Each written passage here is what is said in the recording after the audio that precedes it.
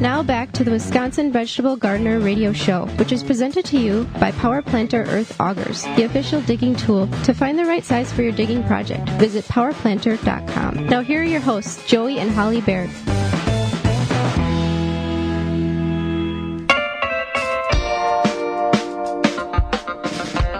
Welcome back to the Wisconsin Vegetable Gardener Radio Show. Question and answer time. If you got a question, you can submit it to us at gardentalkradio@gmail.com. You can also call us anytime, 24/7 at 1-800-927-SHOW. That's 1-800-927-SHOW. Holly, what's the question that we have coming this week? What's the first one? I'm looking for the best cure to get rid of rabbits other than trapping them. I've used a lot of stuff. Mothballs, Irish Spring soap, apple cider vinegar, crushed red pepper, cayenne pepper, garlic powder, and rabbit scram, repels, etc. Yet these do not work. What can I do? You can put up a 2-foot high poultry fence or chicken wire around your property or around the place in which you're gardening. We've done that. Worked very well. We keep it up year round.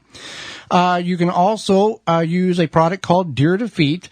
It is an all-natural, environmentally safe repellent for deer, rabbit, and groundhogs and other browsing animals while effectively preventing them from eating the vegetation. It's not going to keep them away from the property. It's going to train them in order to prevent them from eating the vegetation, and it doesn't wash off, reapply, it doesn't freeze and all that other beneficial stuff. You can go to deerdefeat.com and use coupon code radio and save 10% on your order if you buy from them. But it is a very organic and natural. It's a natural product that works very, very well to repel and keep these animals from eating your hard worked planted vegetation. All right, next question, Holly. Just listen to your podcast about straw bale gardening. We had Joe Karsten, the author, a couple of weeks ago on the program. If you missed that, you can send us an email at gardentalkradio@gmail.com, and we'll get you the copy of that. And want to find out, how do you keep rodents out of your bale? So the best way is to keep the bale moist. So you want to make sure the bale is always damp like a sponge, but not soaking wet. And you just want to make sure it always stays nice and moist. The rodents aren't going to find a home in there if it's nice and damp. Another question about straw bale gardening here, Holly. When conditioning the straw bale, can I use regular water from my hose? Will that be okay, or do I need to do something special to it? No, that's fine. You can use regular water from your hose. That's not a problem. Just definitely make sure that you follow the directions. And I think I think it related to the chlorine in municipal water. It's been shown that chlorine doesn't kill the microbial life that once was thought. Yeah, so most of that microbial life has a buffering capacity, even in a straw bale, so it's fine. All right, next question. I soaked my chickpeas that I was going to plant in a wet paper towel for 7 days, and they got really mushy. I guess I shouldn't have just plant them. I should have just planted them directly in the soil without soaking them. Can I use store-bought chickpeas? And if I'm going to soak them again, what do you recommend? So if you do soak them, I wouldn't soak them for longer. 24 hours. Than 24 hours, yeah, definitely not. Also, chickpeas are not like a bean or an okra. They don't have as much of a seed coat. They're more of like a lentil, so they're a little bit softer. And you can use store-bought. I would use organic, though. And you don't know how long those beans have been in that bag from the store, so you may have a germination decrease you might on want to test them. Yeah, start 10 of them and see how many of those actually germinate. The seeds, may have poor germination rate, and the organic ones, like you said, Holly, other ones can be treated with chemicals on it. So, yeah. Let's see here. Next question. I have some wild raspberries on a second property that I would like to, that I don't get to very often. And I would like to dig a few up and bring the second-year canes to my property and plant them in a container at the house. And I can harvest them before the birds beat me to them. Do you think that raspberries would be good in a container, or should I buy them from the nursery? As long as you plant it in a large enough container, it will do just fine. You want to transplant when the plant is still in dormancy, so basically as soon as possible.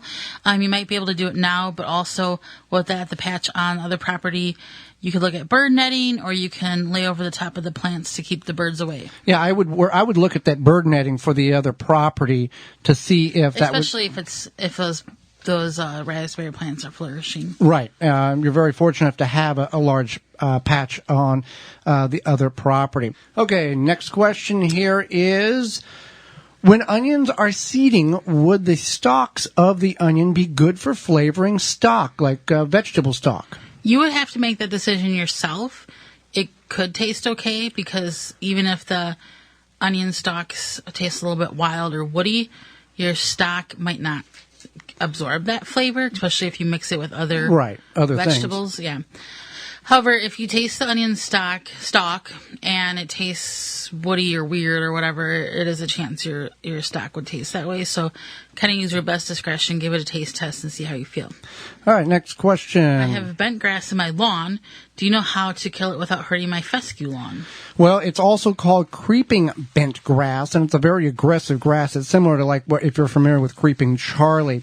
It will grow in the sun and in the shade. It's also found on golf courses. It's a prevalent grass in those types of industries. It's a bluish-green color, and it's got fine blends of grass, very thin blades of grass on it. There are two ways to get rid of it, and one is using a glyphosate harmful weed killer, and that can you spray it and it's going to kill all your grass. So that's not the option that you would want to go with. However, with that option as well as this next option, it's not going to kill it right away. There's several applications in which you're going to have to apply. Holly, what is the treatment here? What's the ingredient or the product in which we can use? You can use something called Tenacity. It's not cheap, but it will kill the fescue. But will not kill the fescue, but will control the bent grass. And again, that will take over 2 to 3 years and several applications. And again, that is not cheap. And when I say not cheap, about an 8-ounce bottle is around $70 for the application. You dilute it and you go that way. You can find it on most of your online retail stores.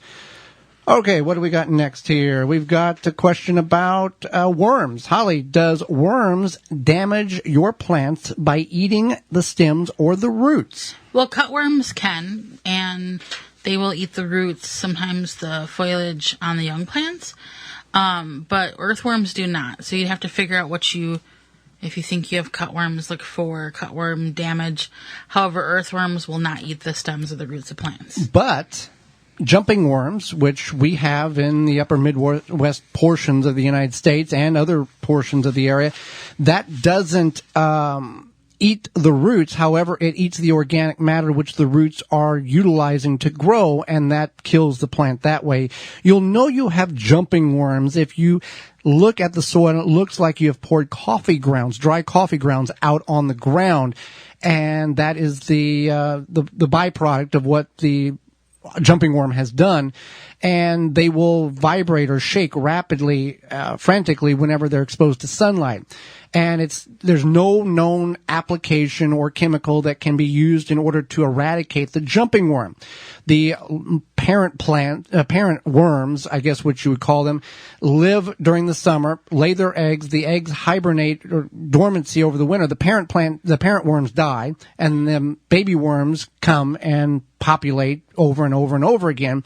And it's very hard to control them because the eggs are so small that they will fall through any sieve or any type of sifting mechanisms that a commercial greenhouse or composting facility may have. So you need to be aware of that. It can be a very detrimental situation to that. But as far as earthworms, no. Areas of my rhubarb leaves are turning yellow. I can't seem to find a diagram identifying the parts of the rhubarb leaves, so please bear with me. The part turning yellow is on the area either side of the rib. This runs through the leaves. This has never happened before. Okay, so a couple of things with rhubarb. Holly, you don't like rhubarb, so this is not applicable to you. This would be a problem of either overwatering or lack of nutrient. You should be fertilizing your rhubarb plant either in container or in the ground about a half a cup of about an all-balanced fertilizer, like a 1010 or a 658 or an 843, something of that realm, in the spring. And then, again, you can fertilize again in that range in the fall. Apply the fertilizer as a circle around the base of the plant, and you can water it in, or you can put it around the base of the plant and put a little compost on top of it. And this is not, you don't have to do this repetitively throughout the year, just twice a year, and you should be fine. You want to keep the soil damp, not moist. Overwatering can actually cause problems of lack of nutrients, of product of nutrients going up in the plant. Also, if you over fertilize, you can prevent and lock out elements that the plant is needing to pick up in order to grow correctly. So there's a lot of different things in which, and this falls under the category of all plants that you have to do this with in order to have a plant that's going to grow correctly. I think we got time for one more, Holly. Matt asks, "Hi, Joy and Holly. For the first time since 2019, I planted a cover crop, winter wheat, on my garden last fall. Now that I'm preparing the garden, I'm finding dealing with the cover crop to be more of a challenge than I anticipated. It's like a grass, like a thick grass or a sod. Any suggestions here?" Okay, so winter wheat, or any type of wheat, when you cut it, it's not going to come again. It's not like a leaf lettuce. So once you cut it, it's going to die and it's going to begin to decay in the soil. Now, if you have a thick mat, you can do a couple of things. If you're in an area in which it's okay to, you could burn that off. You could till that under, or you could just cut it off and it will decay, and you can plant in amongst that winter wheat that once was the rootstock as it decays and feeds the soil. So there's a couple of different options there when it comes to dealing with that. It can be a very thick sod, but again, as it dies, it will begin to rot away and it won't come back. So hopefully that helps. For more information, please visit thewisconsinvegetablegardener.com.